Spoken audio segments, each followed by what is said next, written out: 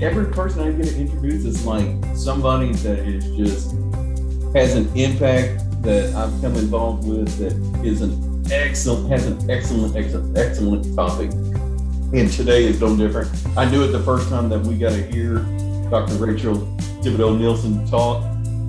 She is an assistant professor of human development and family science at the University of Missouri. She holds a Master of Arts and a PhD in development psychology and studies ways to enhance young children's cognitive, social, and emotional skills. She has a specific interest in how playful experiences can help promote development. Dr. Thibodeau is going to be talking to us today, and I was so glad when she agreed to do this, is unlocking your children's potential to play, how playful experiences can promote healthy development and success in a 21st century world. So without further ado, Dr. Thibodeau, it's all yours. Perfect. Thank you so much. And good morning, everyone. I am thrilled to be here today to present on this topic that I'm really passionate about. And really the key takeaway is to figure out what are those experiences that your child can engage in that are self-directed and engaging for them that will then help their development. So let's go ahead and jump in and talk about some of these important concepts. So what I wanted to start with today is just a quick thought experiment. So I want to begin by having everybody reflect for a moment and think about some of their fondest childhood memories. So perhaps these memories relate to your experiences with your family early on in your life. Some of you may even be thinking about experiences you had in school settings that were meaningful to your development or identity. Now, of those experiences that came to mind, I want you to think about how many of those involved some form of play. So for me, as I engage in this thought experiment, I realize that play is really inextricably linked to many of my favorite memories from childhood. And my hunch is that I'm not alone in this. So for example, one of my earliest memories was getting a make-believe doctor's kit for Christmas. And I cannot tell you how excited I was to get this doctor's kit and engage in that pretend play. Experiences like making up games or dances in the front yard with my friends after school also stand out.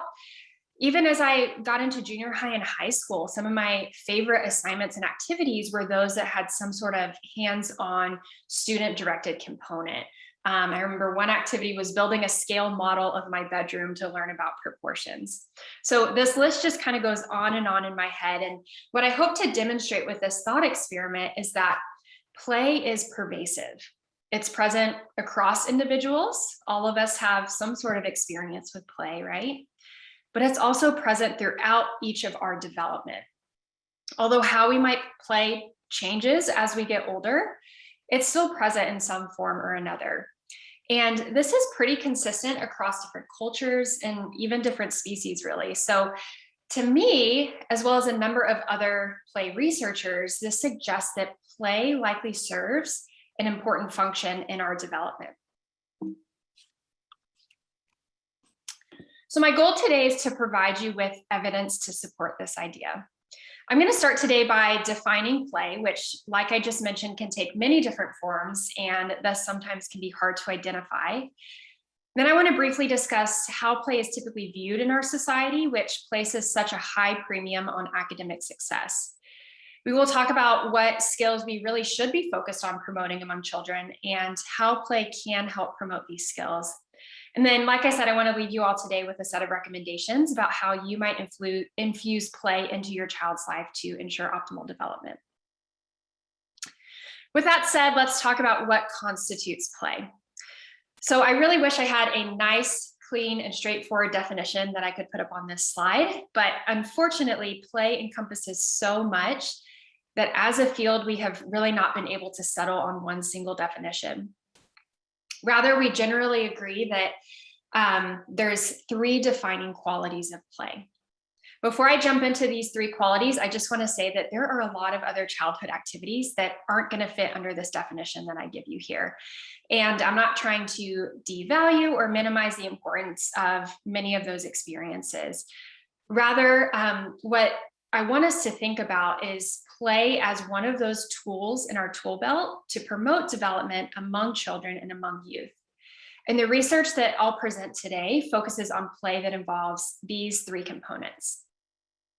So first and foremost, experts agree that play is intrinsically motivating. In other words, children engage in playful activities simply for the joy that it creates. Play, however, is not just about having fun.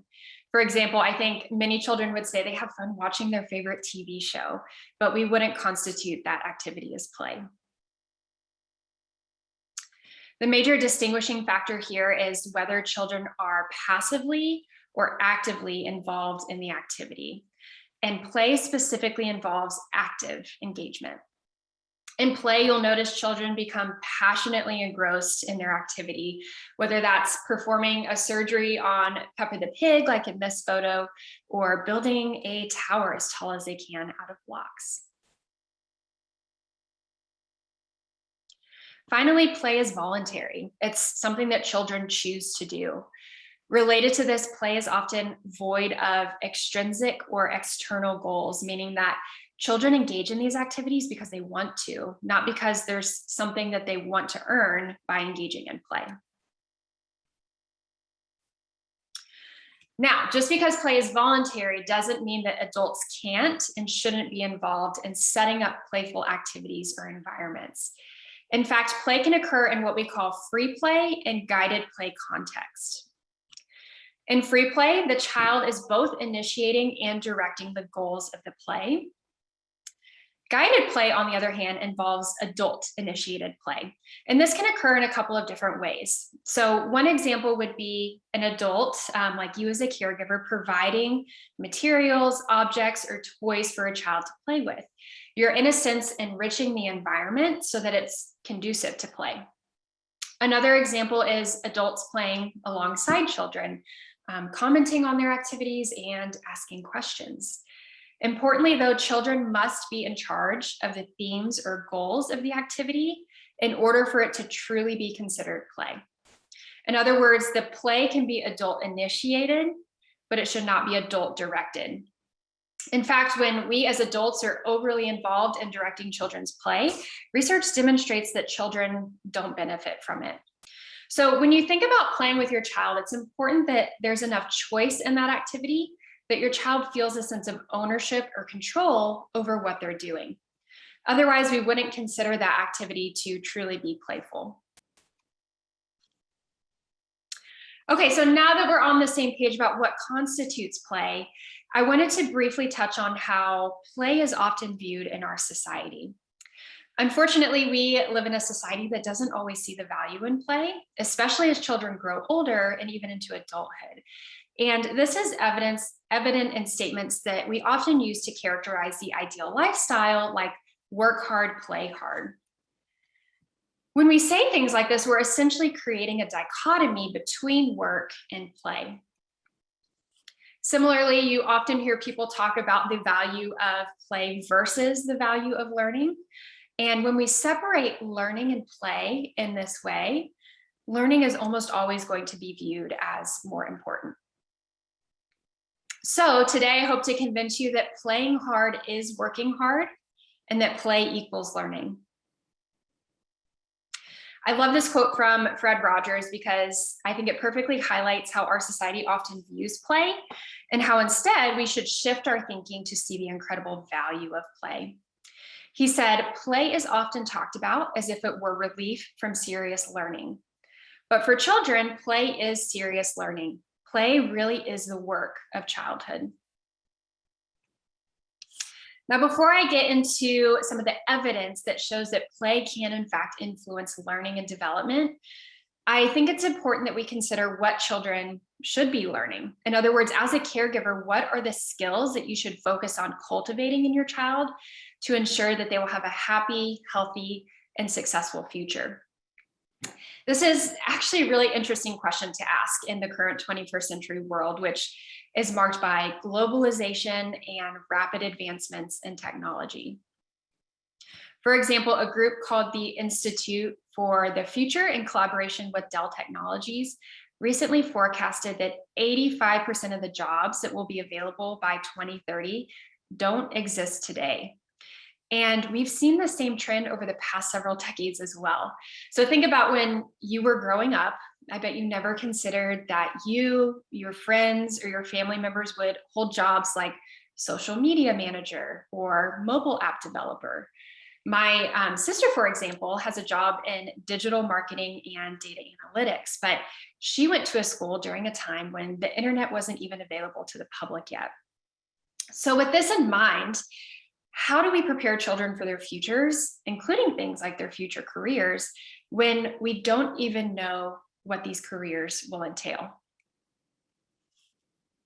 Well, there's growing consensus around the idea that we need to move away from solely teaching children what to learn and rather emphasize teaching children how to learn.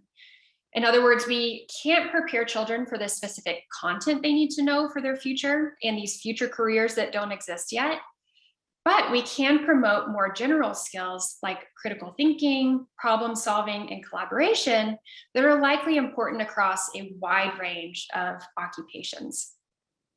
Experts ranging from developmental scientists to CEOs of large companies to doctors largely agree that the skills that I'm going to present next are fundamental to children's future success. Today, I'm going to use terminology from a TED Talk given by pediatrician Dr. Laura Jana, because I think she does a really nice job of summarizing all of these important 21st century skills into 7 key skills for success. If you have about 15 minutes to spare the rest of this week or even this weekend, I highly encourage you to watch her TED Talk. It provides a lot more context behind the importance of these skills than what I have time to present here today. So for everyone's convenience, I've included a QR code here that will take you directly to her talk if you're interested in watching it at a later time. If you're not familiar with QR codes, all you have to do is grab out your phone, open up the camera app on your phone and just hold it up to the screen in front of you, and your phone will automatically load the video for you. So if you want to take a second to do that, the video will pop up. You can just press pause and it'll be there for you after the talk ends today. So I'll give everybody just a second to do that if you are interested.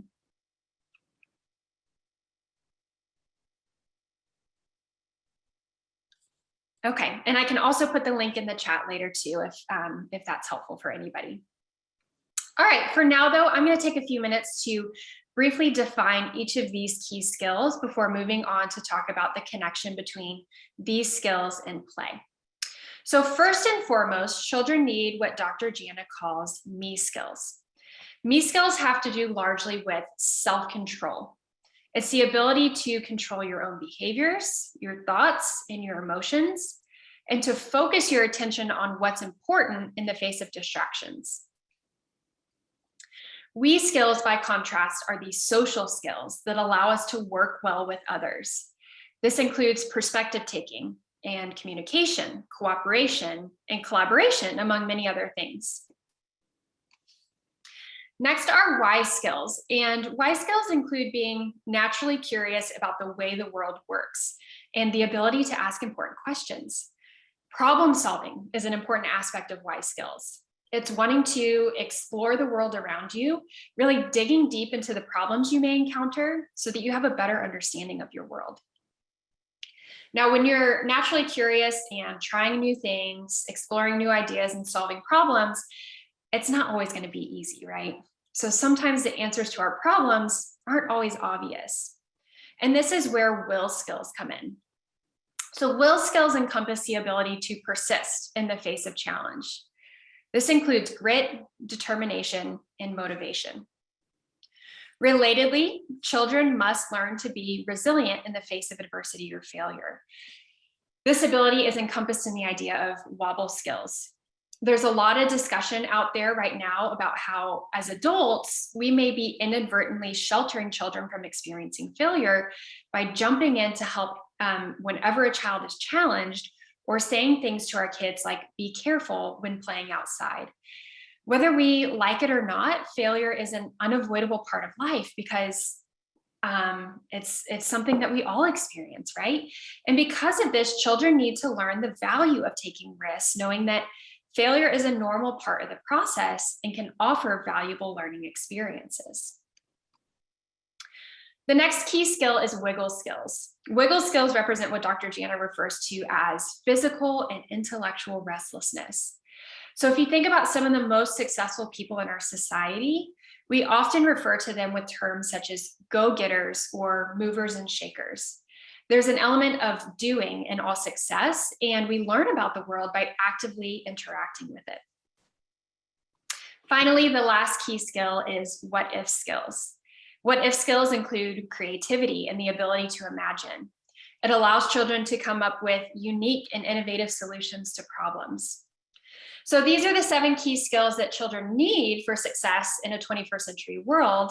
And if experts across a range of fields agree that these are the skills that we need to focus on promoting among children, the question then becomes, well, how do we as caregivers facilitate these 7 key skills in our children? According to the American Academy of Pediatrics, play is fundamentally important for learning all of these 21st century skills. And for the next several minutes, I'm going to highlight how play is connected to each of these 7 key skills that we just learned about. Okay, I see there's a few questions coming in on the chat, so I'll be sure to try to catch those and answer them as they come up. Okay, so let's start with me skills.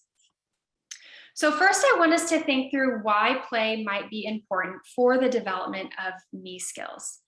If you've ever observed children engaging in, let's say, pretend play specifically, you'll notice that it requires quite a bit of self-control. So to illustrate this point, let's consider a child who is pretending that she is an astronaut on a mission to the moon. First, this child is going to have to shift her attention from reality to fantasy in order to take on the role of an astronaut. Once this child becomes entrenched in her imaginary world, she'll also begin to naturally inhibit the constraints of reality, like gravity, as she pretends to float. Furthermore, it's not uncommon for a child to experience various interruptions in their play, like an adult asking a question or a peer suggesting a different theme. And when this occurs, a child will have to temporarily inhibit her play and shift her attention to this interruption. When the interruption's over, a child will have to shift their attention back to their pretend play. So essentially, children are practicing self-control skills through their play. That's the general theory about why play, and specifically pretend play, may be helpful for the development of me skills, and our research does support this. For example, in one study, my colleagues and I observed children in their classrooms throughout one school year, and we found that the more children engaged in pretend play throughout the year, the more they improved on measures of self-control from the beginning of that school year to the end of the school year.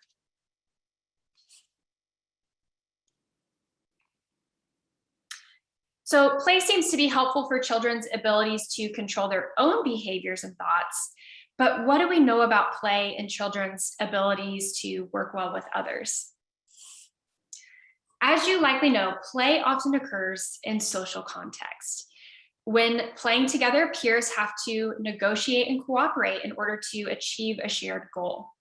For example, when running a pretend restaurant, children must negotiate roles, collectively decide what food will be served, and work together to take customer orders, cook the food, and deliver the food to their pretend customer.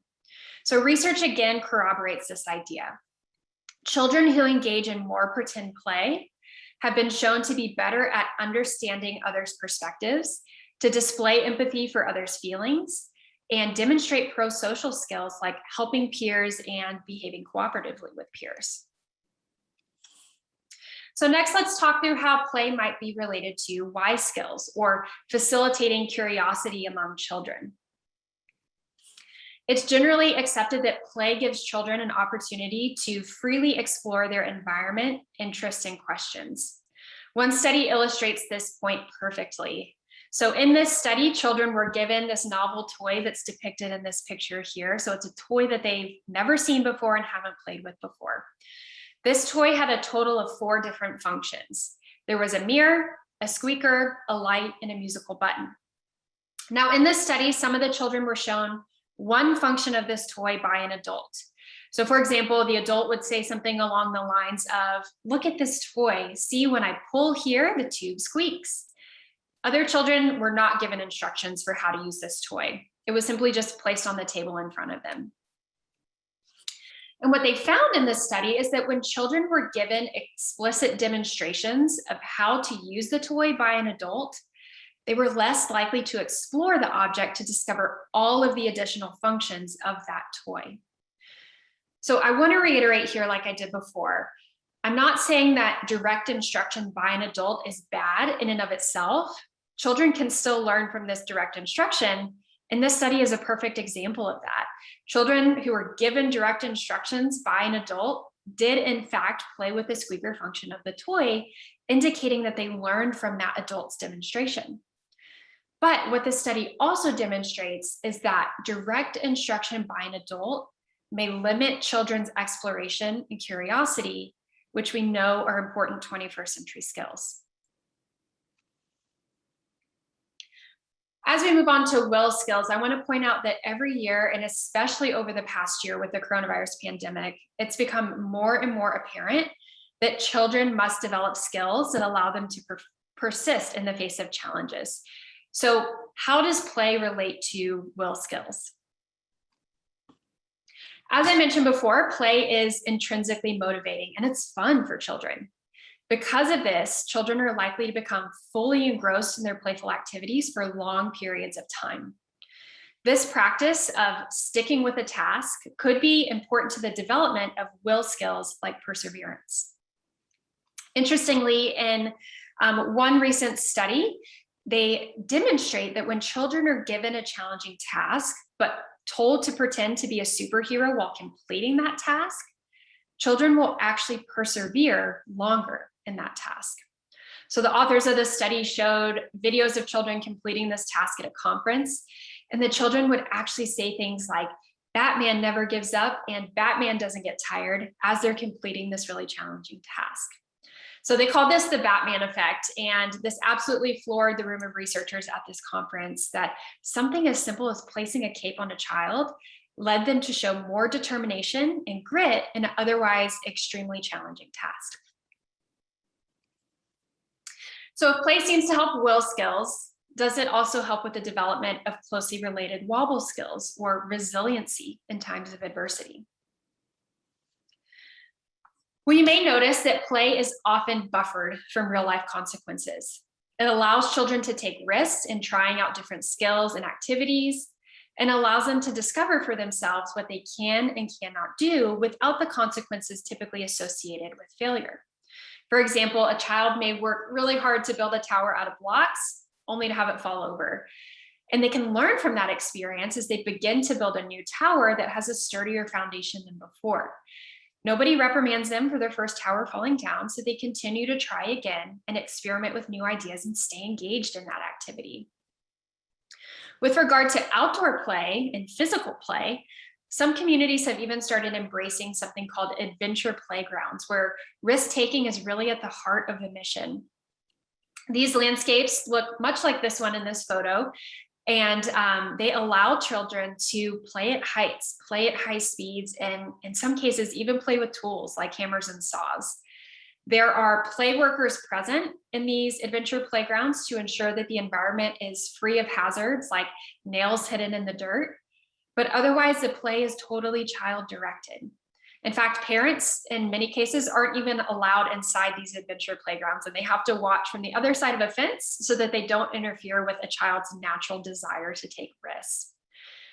Now, I know this idea may make many of us uncomfortable. I know it certainly makes me a little uncomfortable because much of our society is built around keeping our children safe from risks just like these.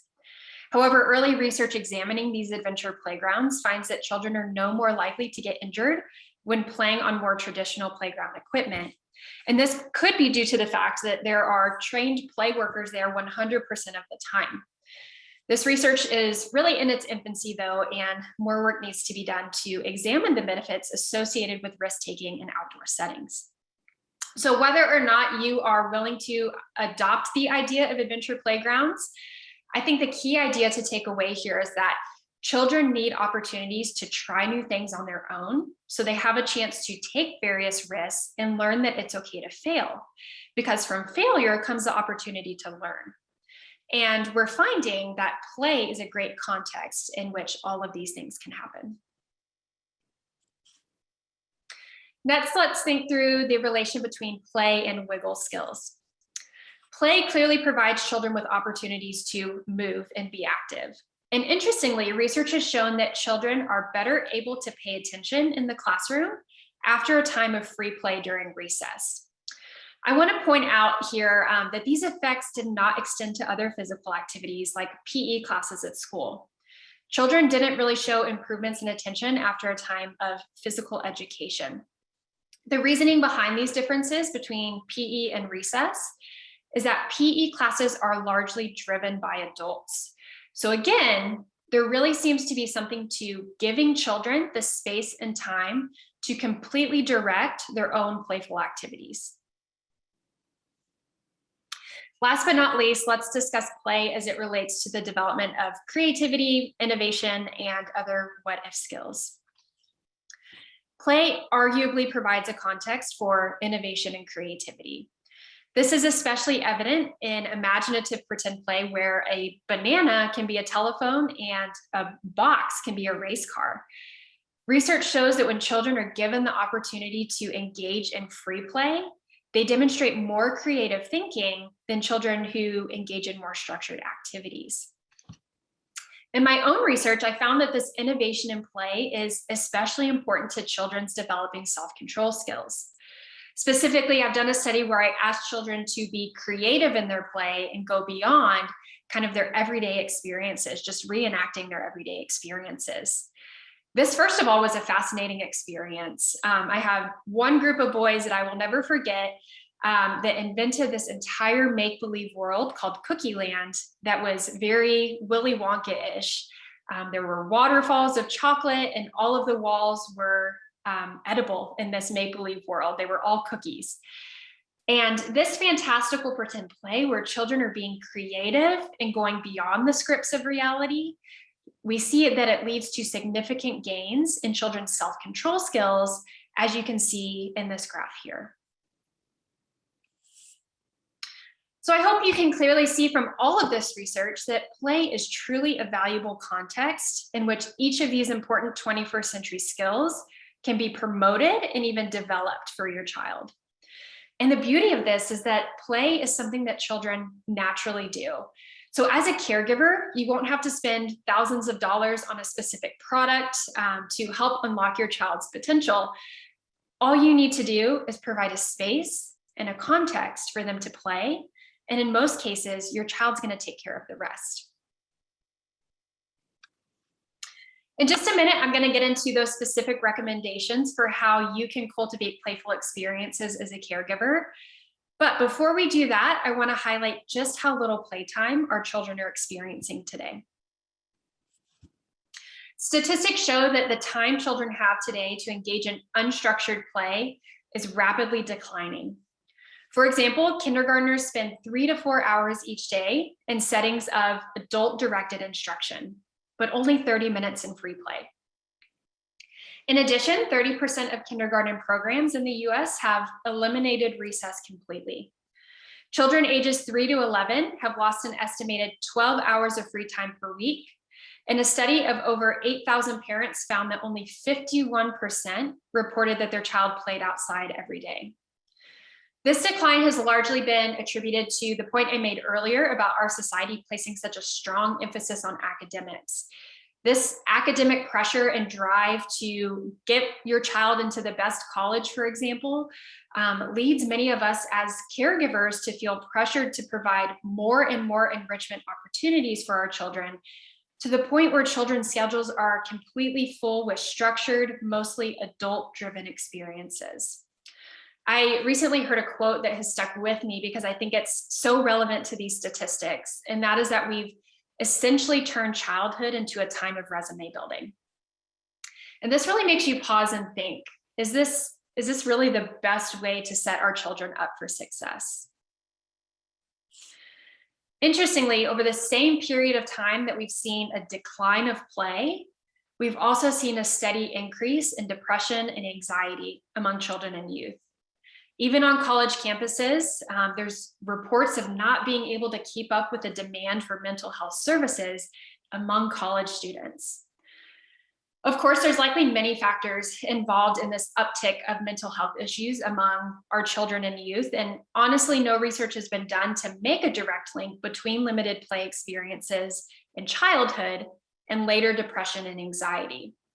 But at the same time, I think it's important that we don't dismiss this as a possibility. In fact, there's evidence out there that our brains might actually be wired for play, and that play may even be an important antidote to adversity. For example, an experiment was conducted several years ago where some children were assigned to attend a preschool that included child-initiated free play in 21% of their activities. Other children were assigned to other preschools that only devoted 2% of daily activities to free play. They followed these children into adolescence and adulthood and found that the children who were given the opportunity to play in preschool were less likely to engage in misconduct, be suspended from work, or arrested into their adult years than their peers who didn't have as much play in preschool. So to me, that's some pretty compelling evidence of the importance of play. My own research suggests that engaging in pretend play may protect children from the negative consequences of adversity. Specifically, I found that among children experiencing high rates of adversity, those who engaged in more pretend play in preschool, represented by the orange bar in this graph, they had significantly better self-control skills, or me skills, in first grade. Finally, in large part because of all of the research that I've presented today, the American Academy of Pediatrics recently published a report urging pediatricians to start writing prescriptions for play because of its potential importance to children's healthy development. So hopefully I've done my job in convincing all of you of the importance and inherent value of play in childhood, but that it's also not an experience that we should take for granted because it is increasingly being replaced by other activities. So with that said, I want to leave you all today with some recommendations for how you can unlock your child's potential through play. First, I want to challenge each of you to think about how you can provide your child with more opportunities for open-ended play and exploration. This may mean cutting back on some other commitments. Yes, academics and enrichment opportunities are also important, but in a world that's dominated by structured activities, it's important that we provide our children with a balance. So the bottom line is that children need to have opportunities where they can explore a wide range and a wide variety of interests, free from any pressure to excel in all of these areas. Related to that, when you do provide opportunities for your child to explore their interests, avoid as much as possible giving your child step-by-step instructions for how they should go about an activity. Rather, the research I presented today suggests the value in allowing children to explore the materials themselves and come up with creative ways to use those materials. So let's say you have a child who's very interested in Legos.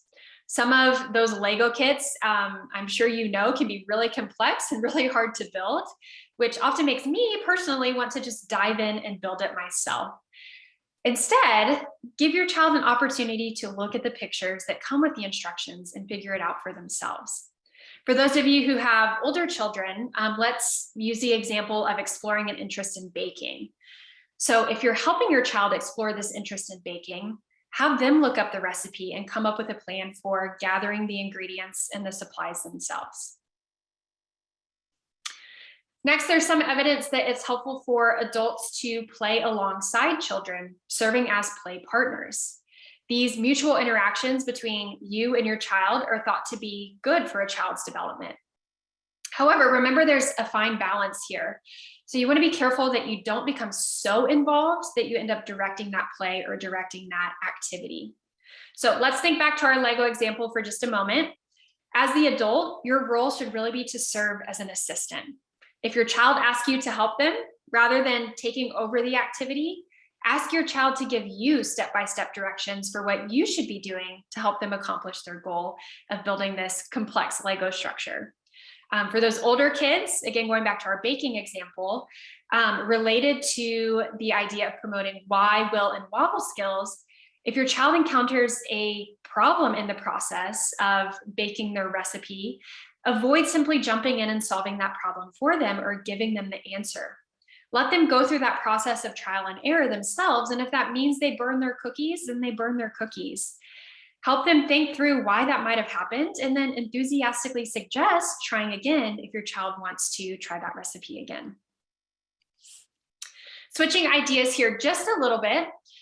In my research, we're finding that imaginative play that goes beyond everyday experiences is especially beneficial when thinking about children's cognitive development or developing those important self-control, self-regulation skills. So find ways to encourage your child to explore creative themes in their play rather than following everyday scripts. For example, let's say your child loves to play pretend school. Every now and then, you could suggest an imaginative element to this play, such as making it a school for fairies, for example. My mom has been watching my nieces for the past couple of weeks, and one activity they did together was to create a fairy garden in the backyard. So I thought that was another great example of how you can infuse imagination and creativity into your child's everyday play. For older children, this doesn't necessarily have to occur in the context of behavioral play like pretend play. You can encourage older children to engage in creative writing, for example. I didn't really have time to cover much about this last recommendation in my talk, but some children lack playful experiences because they simply don't have a safe space in their neighborhood to do so. And perhaps this is the situation you find yourself in as well. So I want to challenge each of you to think about ways that you could partner with other caregivers or various organizations in your community to create spaces where children can play safely. A great example of this is an initiative in Philadelphia where they are creating learning landscapes throughout the city. This is one example of an installation of a puzzle wall at a bus stop where children have an opportunity to engage in playful discovery with their caregiver while they're waiting for the bus to arrive. So I hope this has been an enlightening talk and that you feel empowered to let your child develop by playing. I would be happy to take any questions or thoughts. Please don't hesitate to reach out to me by email if you have follow-up questions as well. Thank you all so much for your attention. I'll open up the floor for questions and we'll go from there. Thank you, Rachel. I always love listening to this topic. It did make me think, what do you do when you have a child that is so into play, they can't transition back to learning? Yeah, that's a really, really interesting question. So part of what makes play so great is it provides opportunities for children to have those transitions from engaging in their play to transitioning back to real life. So if you have a child that has a hard time transitioning out of that, it might not provide the same benefits. So I would say maybe my recommendation there is just to provide a wide variety of activities for that child. So they may be really engaged in one activity or one certain aspect of play, but provide them with some other fun, playful experiences that maybe will help them transition out of that. I think being involved as a caregiver in the play with your child can kind of help scaffold that process for them of, we've been playing this for a really long time. I'm going to suggest we do this other activity next. And then again, let the child kind of run with that new activity, with that new idea.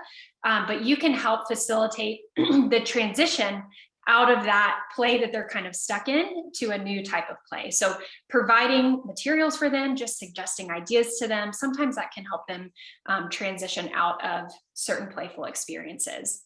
And then I would also say you can kind of set expectations for, hey, you have an hour's worth of time to go do this activity, to go play, and then tell them after that hour, we're going to transition to another activity. So giving them those guidelines of this is how much time you have can help children know that after this amount of time, I'm going to give you a 5-minute warning, and then we need to start cleaning up and move on to something else.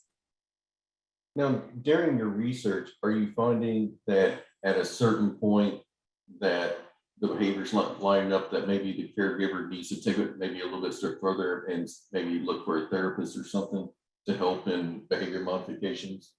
in terms of the behaviors they're engaging in during play? Yes. Yeah. Or transitioning too.